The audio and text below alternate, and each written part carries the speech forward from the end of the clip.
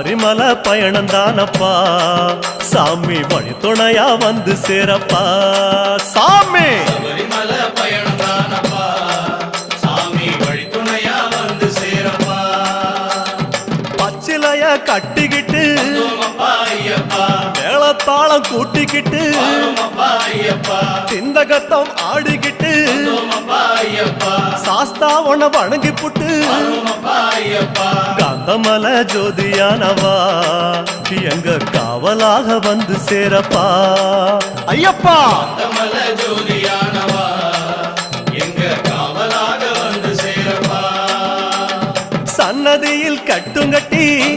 ஐயப்பா சபரிமலை காடு தேடி ஐயப்பா